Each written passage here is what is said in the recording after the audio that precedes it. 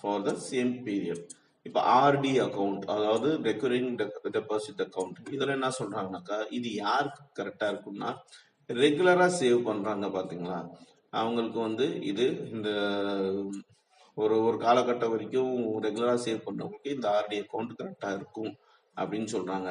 இந்த account open பண்ணும்போது அந்த அக்கௌண்ட் பண்றவர் இந்த டெபாசிட் வந்து ஒரு பிக்சட் அமௌண்ட் மாசம் மாசம் வந்து ஒரு சில வருஷத்துக்கு அவர் வந்து கட்டுவாரு. அதே ஆட்டம் அவர் கட்டுற அந்த டெபாசிட்டுக்கு பாத்தீங்கன்னாக்கா உங்களுக்கு இன்ட்ரெஸ்ட் கிடைக்கும். பேங்க்காரங்க வந்து இன்ட்ரெஸ்ட் பண்ணுவாங்க அந்த மெச்சூரிட்டி பே பண்ணும்போது, அதாவது மாசம் மாசம் பண்ண மாட்டாங்க, இது அந்த டேர்ம் முடியும் போது 1 வருஷம் 2 வருஷம் 3 வருஷம் அந்த மாதிரி இருக்கும். அது முடியும் போது அவங்க மெச்சூரிட்டி அப்போ இந்த இன்ட்ரெஸ்ட்டும் இந்த அமௌண்ட்டும் பேங்க்காரங்க கொடுப்பாங்க அந்த டெபாசிட்டருக்கு.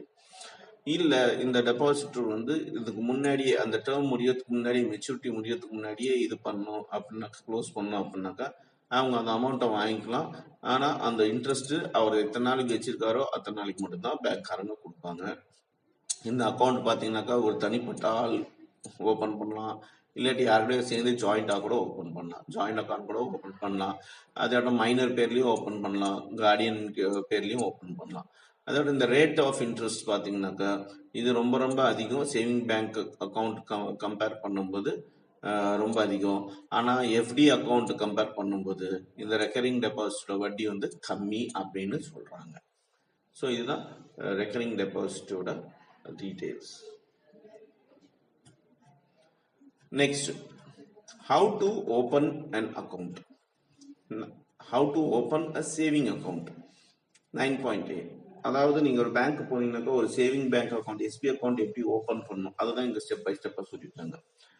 To open a saving bank account in a commercial bank, you have to first decide what amount of money you would like to deposit initially.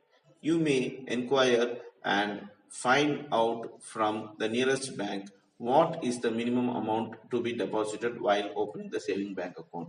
You have to deposit at least the amount or more if you want. On entering a bank, any branch of a bank, you will find the counter of inquiry or the counter with "May I help you" board. Having known the minimum amount of the deposit, you should ask for a form of application for opening saving bank account. You are not required to pay anything for it. You should then take the